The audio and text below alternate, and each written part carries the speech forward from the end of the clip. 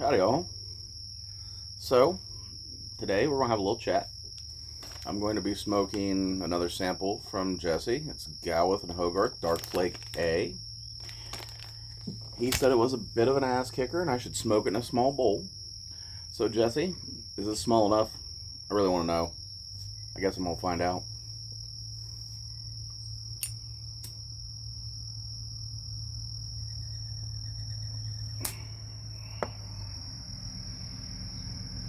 Now, the bowl note on this stuff when I was packing it smelled kind of like mail pouch tobacco or Red Man, the old tobaccos that come in a pouch, chewing tobaccos. Whenever I was breaking the flakes up, that's the fragrance I got.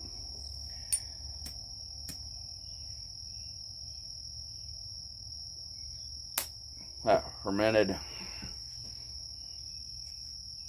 rich flavor that pouch tobaccos have, if you've ever chewed any of that.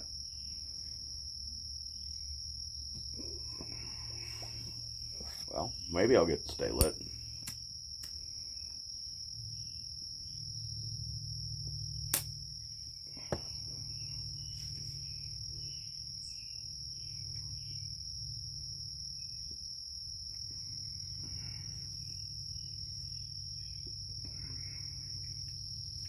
First couple puffs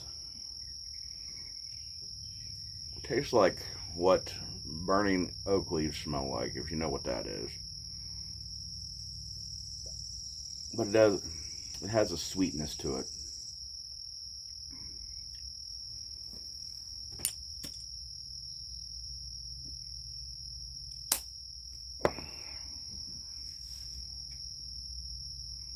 Not too bad.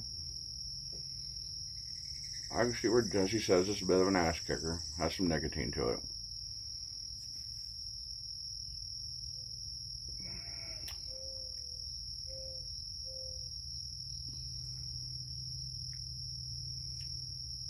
Retrohale. Got a little bit of tingle. Not bad.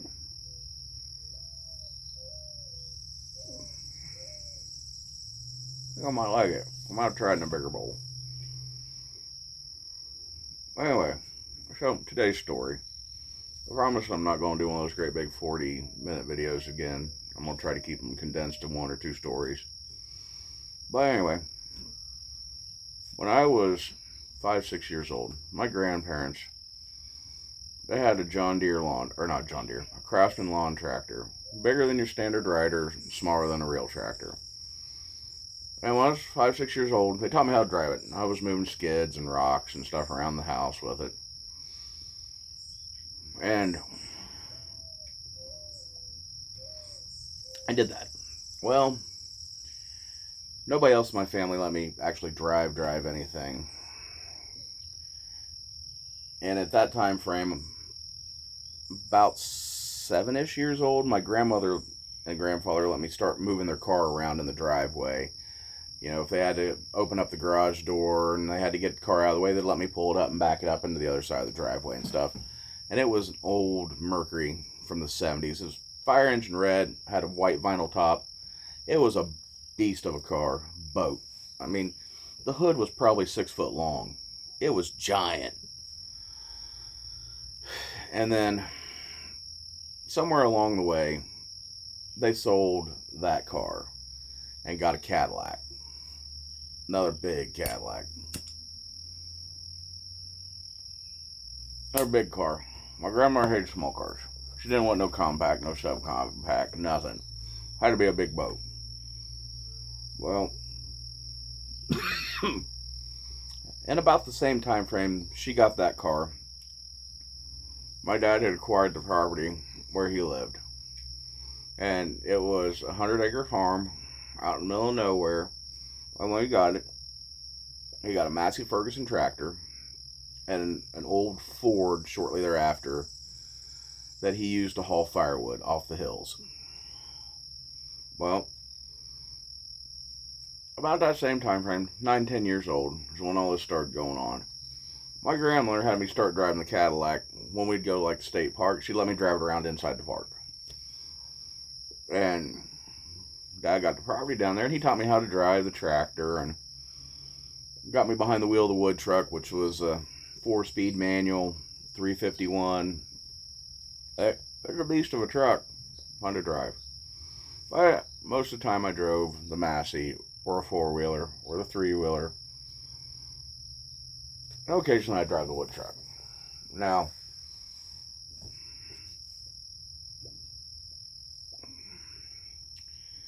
as time went on, my grandmother would have me drive her to town, 10, 11 years old, 12. She had me drive her to the grocery store. It was only 2-3 miles. I never knew why.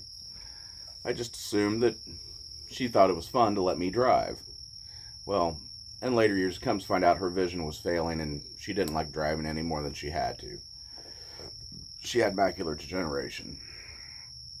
But anyway, I'd drive her to the grocery store, or we'd go to the state park, which was only 4 miles away.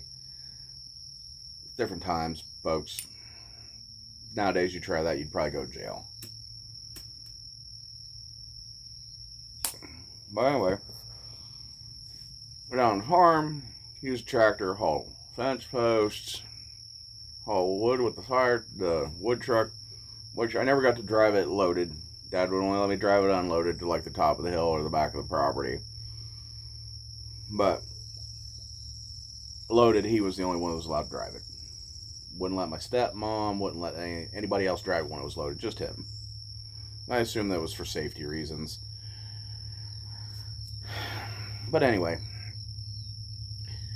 when he would go to work and I was down there in the summer, I'd be there all summer long. He'd leave me with a list of chores, things he wanted done. Fix fence, feed cows, water animals, mow, any number of things that he'd want done. And I had my collection of tools, and I would load up on a 3-wheeler, on a 4-wheeler. I had the 3-wheeler, he had the 4-wheeler. If I had to haul fence posts or barbed wire, I would take his 4-wheeler because it had racks and my 3-wheeler didn't.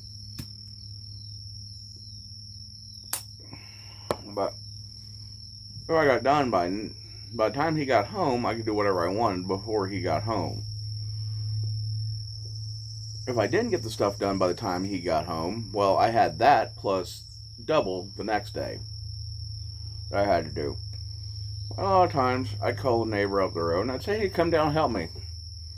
And we'd get done, we'd knock out whatever it was needed done, especially on fence. And we'd go off and we'd swim, play in the creek, ride the 3-wheeler around. He'd get his dirt bike out, we'd go do something foolish. Well, somewhere along the 12-13 range there, I decided it was a good idea to start driving that wood truck when nobody was around, because he left the key in the truck in the ashtray. So I would start up and I would drive up to the local town. It's 7 miles away at best, maybe 6, 5, wasn't very far. And it's a little town, population fuck all. Yeah, I mean, maybe 100 at that time. It wasn't a lot. They had a post office, 2 general stores. And anyway, I'd go up there and I'd get lunch. Me and my buddy, we get lunch. Lunch meat sandwiches, Coke, Mountain Dew, bag of chips. You're in less than $5 per person. So every once in a while, take the truck and go up there and get lunch. Once I took it to the closest bigger town, which had an actual grocery store and stuff. One time, I took that truck up there. I had a friend who had broken his bike and needed to lift home. So I took the wood truck, went up there, dropped him off, and came back. And that'd have been 14-ish. Well, anyway, on weekends, something was going on. Like my dad had to work over, had an extra job to do. He'd take me along on weekends, and I'd make money that way.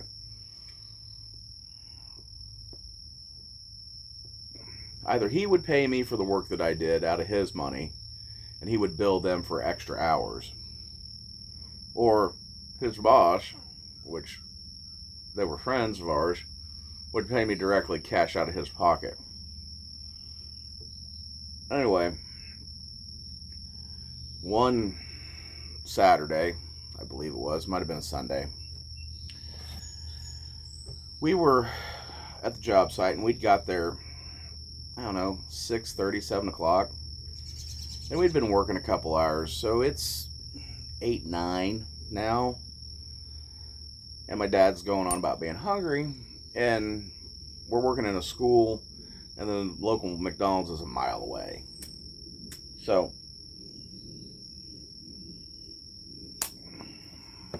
he tells me the keys to his truck. This is late 14, early 15. Where's my keys to the truck?